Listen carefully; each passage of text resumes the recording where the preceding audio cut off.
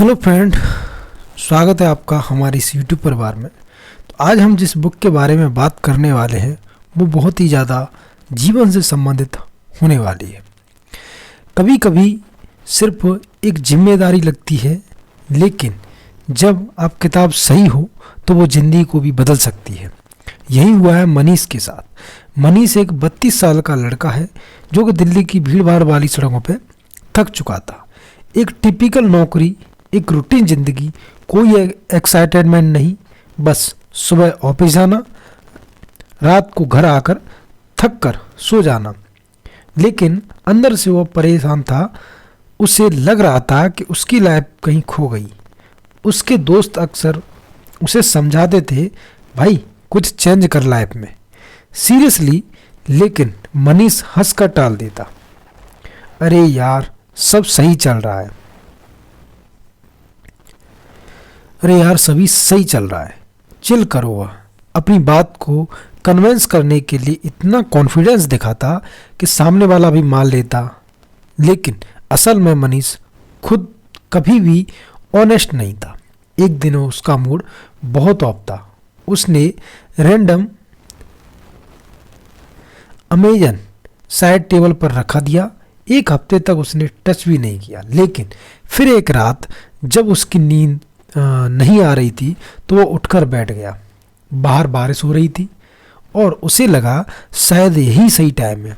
उसने किताब उठाई और पढ़ना शुरू कर दिया। किताब के पहले चैप्टर में लिखा था, the integrity question, am I being honest with my self.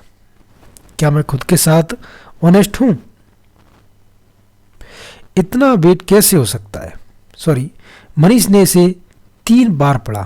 उसे समझ में नहीं आ रहा था कि इतनी सिंपल लाइन में इतना वेट कैसे हो सकता है। फिर उसने पढ़ना जारी रखा। स्टैनली ने लिखा था कि सेल्फ डिसेप्शन यानी खुद को धोखा देना हमारी लाइफ का बड़े डिसीजंस को खराब कर देता है।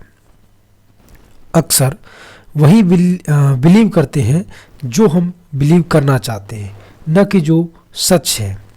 क्या मैं खुद से ईमानदार हूँ? यह सवाल अनकंफर्टेबल था, लेकिन मनीष को लगा कि यह सवाल उसकी पूरी लाइफ में अप्लाई होता है। उस रात मनीष ने अपनी पोस्ट डिसीजंस के बारे में सोचना शुरू कर दिया।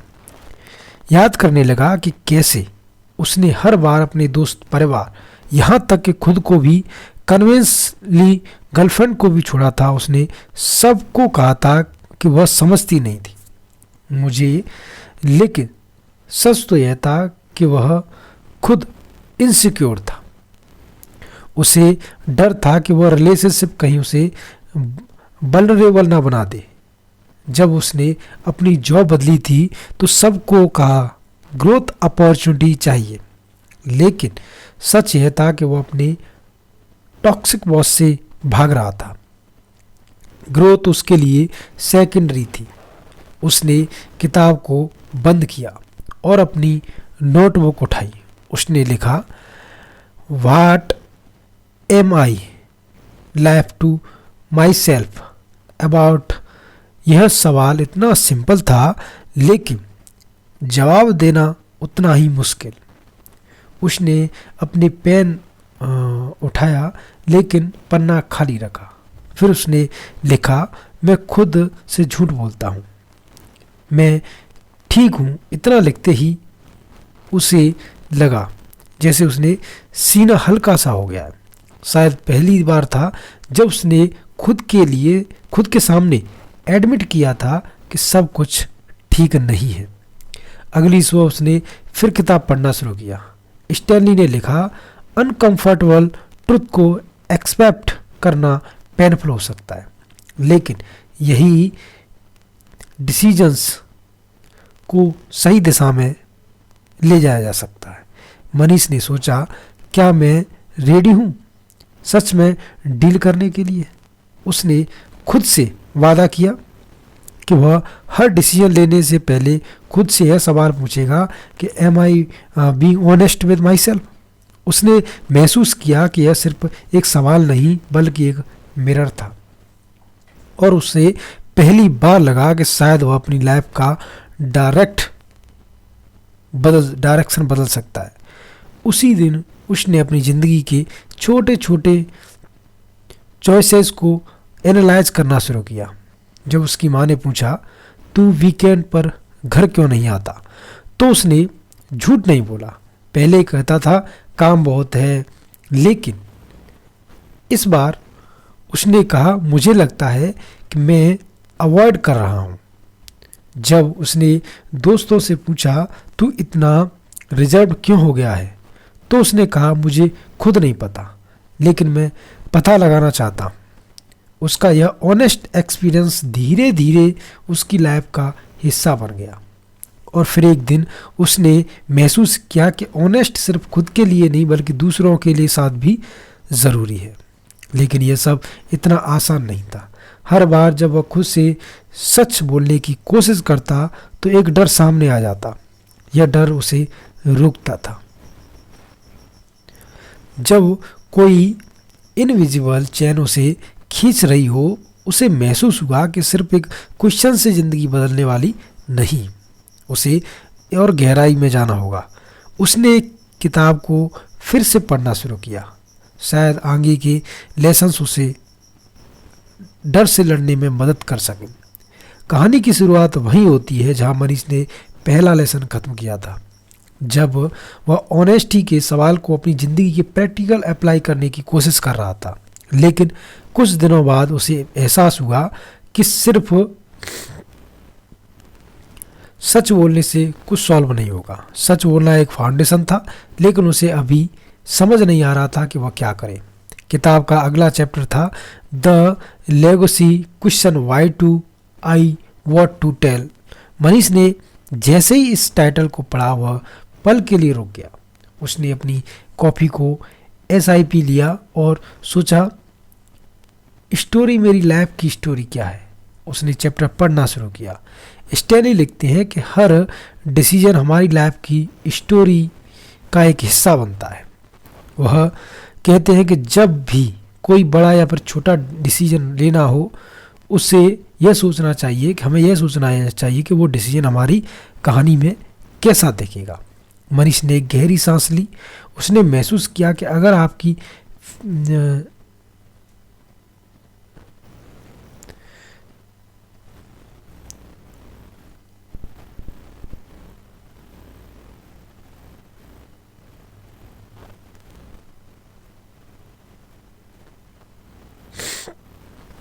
देखिए, यहाँ से शुरू करते हैं।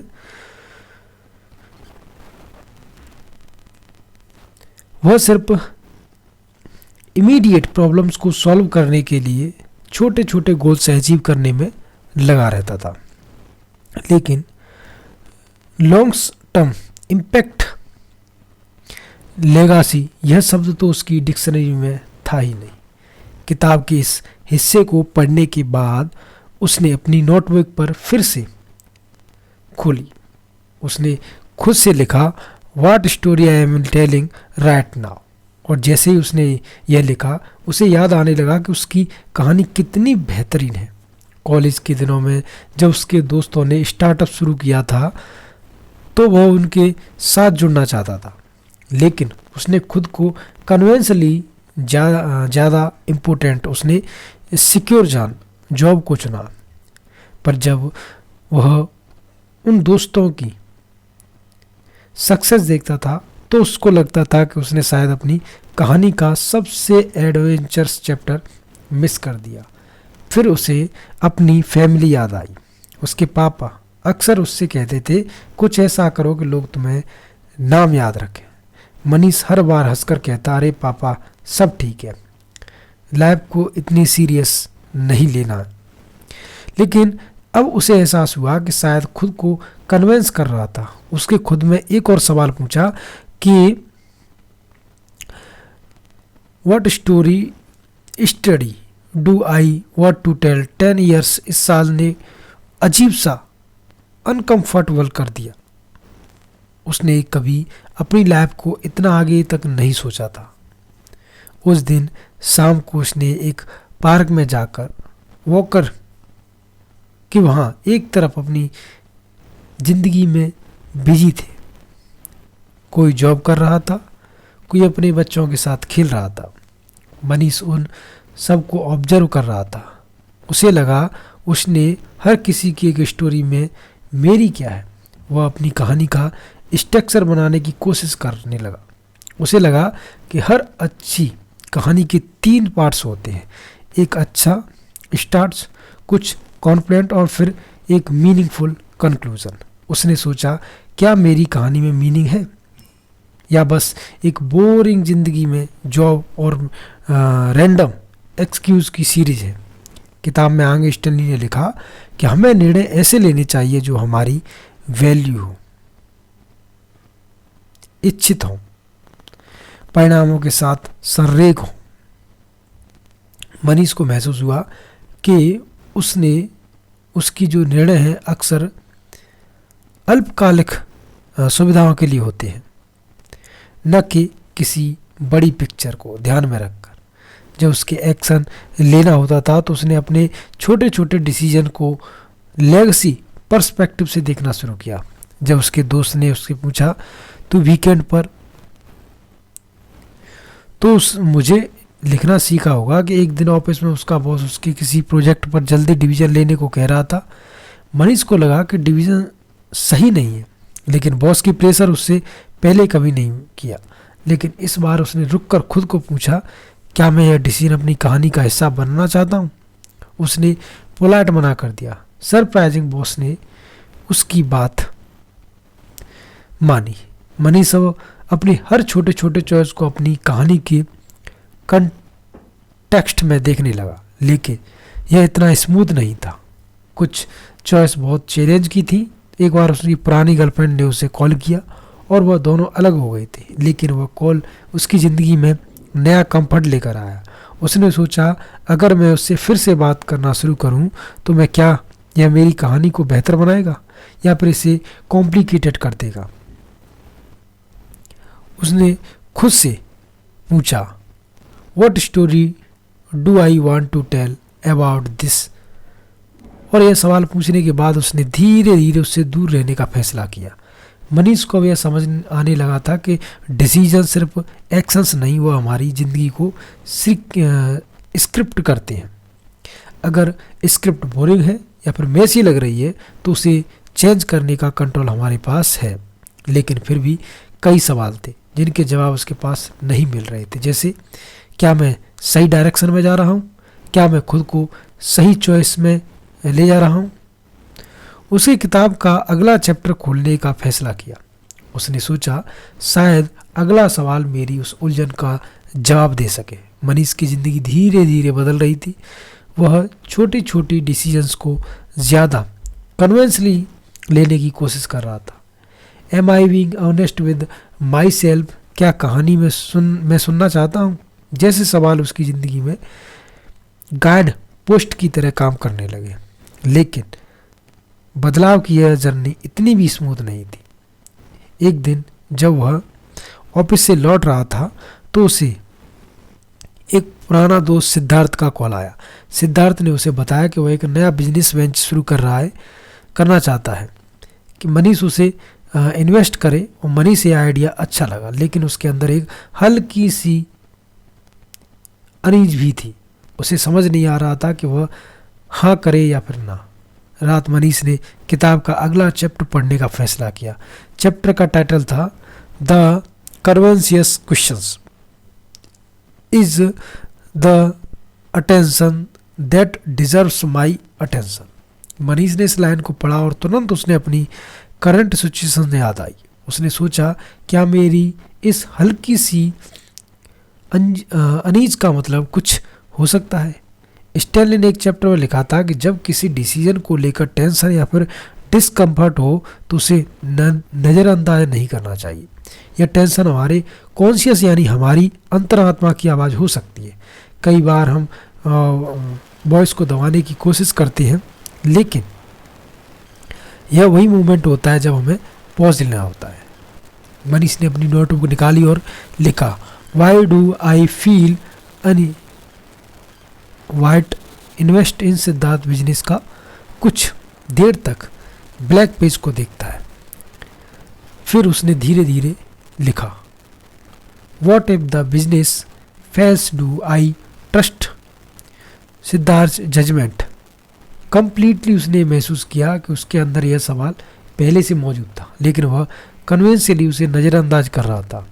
वह खुद को कन्विंस करना चाहता था कि वह अपॉर्चुनिटी है, लेकिन उसकी कॉन्वेंस उसे कुछ और कह रही थी। अगले दिन उसने सिद्धार्थ से मिलने का प्लान बनाया। उसने डिटेल से बात करना चाहता था। सिद्धार्थ ने बहुत ही कन्वेंसली उसे बिजनेस का पूरा प्लान समझाया, लेकिन मनीष को फिर भी कुछ मिसिंग लग रहा था। उसने उसे डायरेक्टली पूछा, क्या तुम्हें मार्केट रिसर्च की